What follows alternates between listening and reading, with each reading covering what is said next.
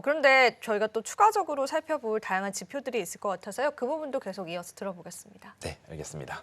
네, 결국에는 뭐 가상자산 시가총액 현황 같은 경우도 이제 결국에는 시장의 흐름을 좀 분석할 수 있는 툴로서 저는 볼 수 있다 말씀을 드리는데요. 결국에 토탈이라는 것이 이제 보시면은 이제 이거는 저희가 트레이딩 뷰에서 가져올 수 있는 지표이고요. 토탈은 이제 크립토 시장 전체에 대한 시가총액입니다. 그리고 토탈2라는 것은 이제 그 전체 시가총액에서 비트코인을 제외한 시가총액이다라고 보시면 되고, 토탈3 같은 경우는 이제 비트코인과 이더리움을 제외한 시가총액입니다. 그래서 이것을 왜 가져왔냐 보시면은 거의 유사하게 움직이고 있죠. 근데 이런 것들이 유사하게 흘러가는데 기본적으로 토탈이 좀 가장 먼저 좀 선행하는 경향이 있습니다. 그래서 그 말은 비트코인이 가장 먼저 좀 선행해서 시장을 움직이고, 이제 그 다음으로는 토탈2, 이제 이더리움의 영향이 좀 들어가 있는 거죠. 이더리움이 이제 두 번째로 좀 따라간다.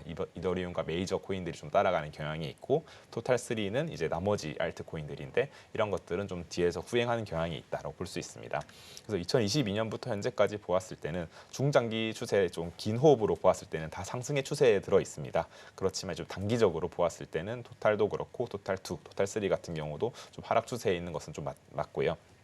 이제 그에 반면에 뭐 차트를 많이 분석하시는 분들 같은 경우는 뭐 지지, 저항 이런 것들도 많이 보시고 계신 걸로 알고 있는데요. 이제 2022년, 21년에 이제 고점 데이터가 있는데 이제 그때의 지지선이죠. 그때의 지지선은 지금 거의 유사하게 좀 지키고 있습니다. 토탈도 그렇고, 토탈은 그렇고요.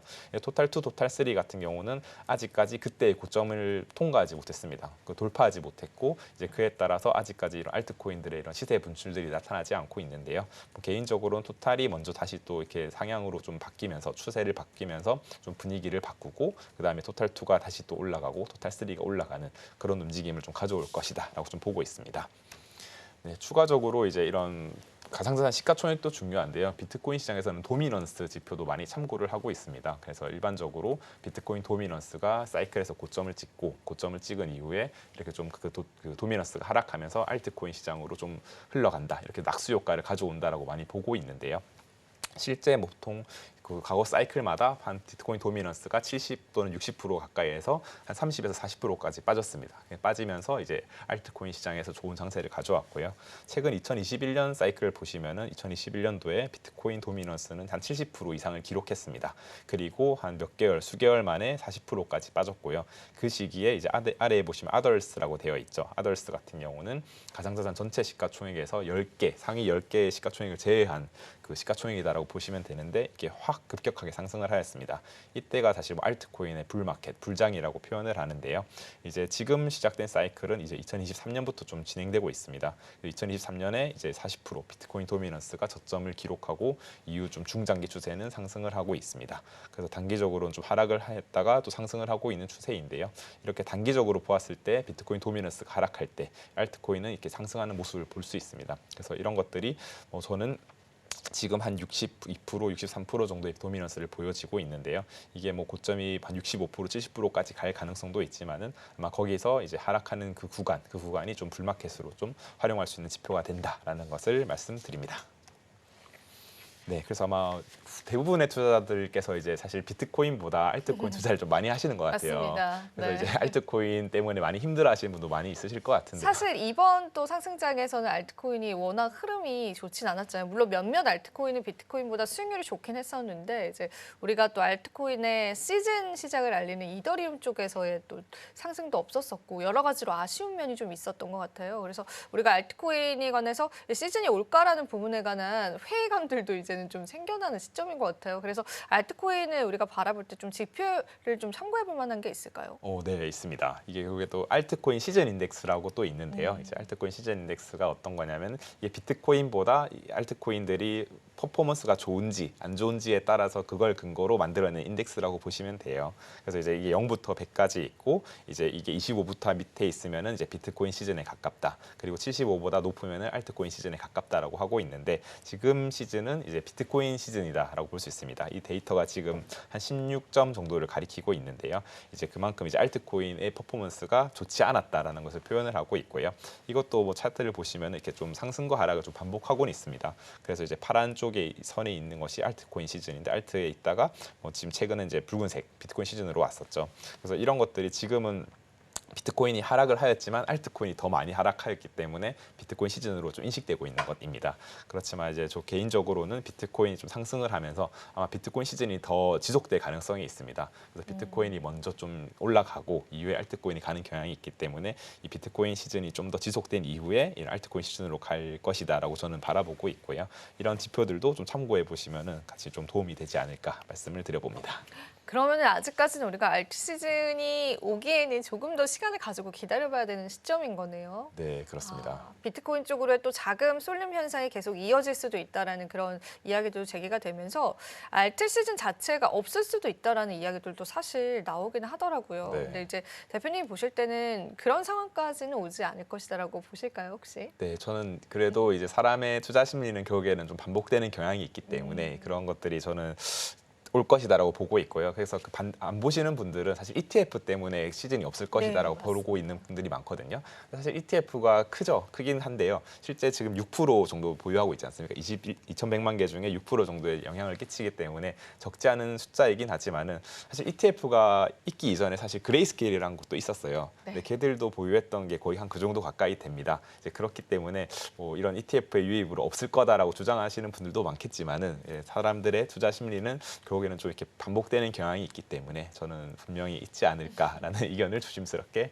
말씀드려 봅니다. 네, 긍정적으로 저희가 한번 기다려보면 좋겠고요. 그러면은 저희가 이제 남아있는 지표들도 체크해보면 좋을 것 같습니다. 특히나 이제 비트코인도 지금 현재 위치가 어떤 위치에 있는지도 한번 점검해보면 좋을 것 같아서요. 추가적인 지표들도 한번 이야기 나눠볼게요. 네, 알겠습니다. 네, 지금 이제 그 MVRV 지표라고 이제 있습니다. 이게 온체인 데이터에서 볼 수 있는 지표인데요. 이제 MV가 이제 마켓 밸류를 뜻하고 이제 시장가라고 보시면 되고요. 이제 RV는 이제 리얼라이즈드 밸류인데요. 이제 실현 가격인데 약간 원가 개념으로 보시면 됩니다. 그래서 원가 대비해서 내가 투입한 원가 대비해서 가격이 어느 정도를 나타내고 있는지. 그래서 이게 1보다 내려가면은 나는 좀 손해를 보고 있다. 1보다 높으면은 수익을 보고 있다라고 좀 판단할 수 있는 지표이고요. 뭐 과거 데이터를 보았을 때는 1보다 밑에 있었을 때는 좀 매수하기 좋은 시즌이었다라고 볼 수 있고 이게 3.7을 기준으로 해서 3.7을 이제 넘으면은 좀 고점이었다라고 좀 판단을 하고 있습니다. 데이터를 보시면은 2023년, 14년에도 이제 MVRV 지표가 거의 6, 7 가까이 갔던 경향이 있었고 그때도 이제 비트코인 차트가 이제 검정 색깔인데요. 이런 것들이 이제 고점을 찍었던 경향이 있다. 좀 참고를 하실 수 있고 2015년에 1 밑에 있었을 때 마찬가지로 비트코인 차트 가격도 좀 아래에 있었다. 좀 확인을 할 수 있습니다. 2018년이죠. 2017년, 18년에도 MVRV 지표가 한 5 가까이 이제 찍었고 비트코인 가격도 이제 고점을 찍고 이제 하락한 경향이 있었습니다. 2021년 사이클도 마찬가지였습니다. 2021년도에도 거의 4 가까이 찍었고 그때 이제 고점을 기록한 이후에 좀 하락을 계속하고 있고요. 그래서 이제 매 사이클마다 이렇게 한 번쯤은 3.7을 넘는 경향이 있습니다. 그런데 이번에는 아직까지 없었고 그런 게 지금 현재 1.9포인트 정도를 기록하고 있습니다. 그래서 지금 가격이 뭐 좀 많이 빠져가지고 11만 달러 대비해서 8만 3천 달러 정도를 기록하고 있는데 저도 이번 사이클 내에서는 충분히 이 3.7을 넘는 그 시기가 올 것이다라고 보고 있고 우리는 아직 그냥 상승장의 과정 중에 있다 정도를 좀 말씀을 드려봅니다. 네, 좀 더 추가적으로 이제 MVRV 스코어를 이제 조금 더 이제 뭐 수학적으로 통계학적으로 좀 계량한 지표가 또 있어요. MVRV G 스코어라고 하는데요. 이것 같은 경우는 이제 7을 넘었을 때 이제 좀 고점이었다라는 데이터를 말하고 있습니다. 마찬가지로 MVRV가 좀 유사하게 보고 있는데요. 2011년도에도 이제 한 차례 이제 MVRV G 스코어가 7을 넘으면서 고점이었던 경향을 보여주고 있고 2013년, 14년도에도 유사하게 보여주고 있습니다. 그리고 2018년도 마찬가지였죠. 그리고 2021년 또한 마찬가지였고 이것 또한 보시면은 뭐 지금은 뭐 거의 4 가까이 갈 뻔하다가 지금 2까지 내려왔는데 이것 또한 이제 저는 아직 과정 중에 있다라고 좀 보여주고 있고 이것 또한 저 이제 7 가까이 왔을 때는 좀 고점의 영역에 다가오는 신호이다라고 좀 판단을 해서 그때가 나오기 전에는 조금 분할해서 매도하는 그런 전략을 좀 펼치는 게 좀 안전한 자산 관리의 운용 방법이지 않을까라는 것을 좀 말씀드려 봅니다. 네.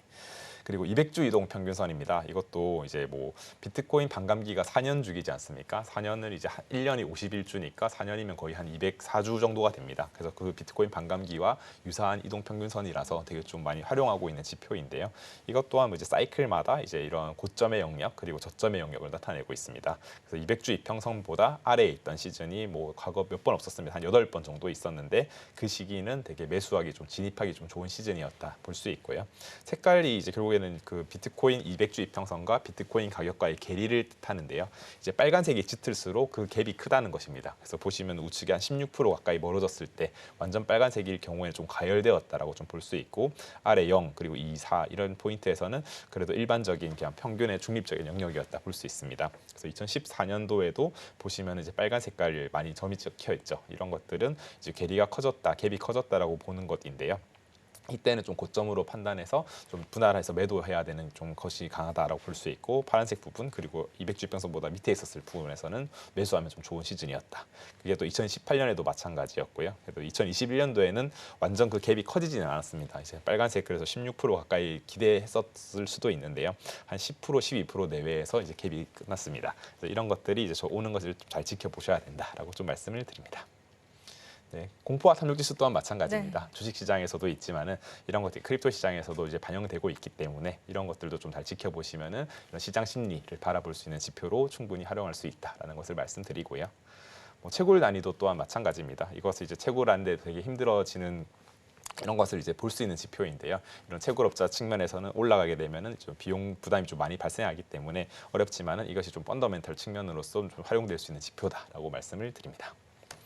네, 마지막입니다. 이거는 이제 크립토컨트에서 가져온 데이터인데요. 이제 온체인 데이터도 다양한 지표가 있습니다. 제가 몇 개를 소개해드렸지만 너무나도 많은 지표가 있고, 이거 한 개의 지표만 보고 이제 판단을 하지 마시고 좀 다양한 지표들이 있으니까 그것에 대한 또 종합적인 판단, 그리고 온체인 데이터뿐만 아니라 이런 매크로 지표 것들은 같이 좀 판단하는 종합적인 사고를 가지시면 좀 도움이 되지 않을까 해가지고 이런 데이터들을 좀 가져와 보았습니다.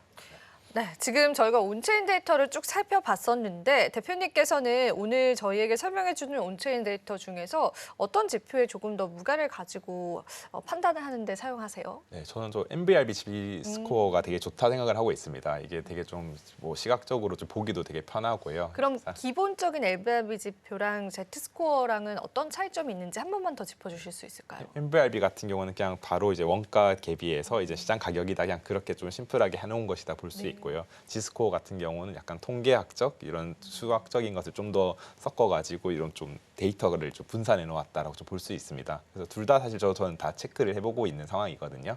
근데 그것을 보는 것은 사실 좀 고점의 영역이 언제인지를 좀 판단하기 위해서 매도를 언제 해야 되는지에 대해서 좀 봐야 된다는 지표이기 때문에 사실 대부분의 사람들이 매수는 뭐 어찌 보면 쉽다라고 할 수 있습니다. 매수는 이제 뭐 싸질 때마다 뭐 사면 되고 또는 DCA를 하면 되고 하는데, 사실 매도가 가장 어려운 부분 중 하나이거든요. 그래서 그렇기 때문에 저는 이런 것들을 보실 때 매도를 전략으로서 좀 활용하면 좋지 않을까라는 것을 좀 말씀을 드려봅니다.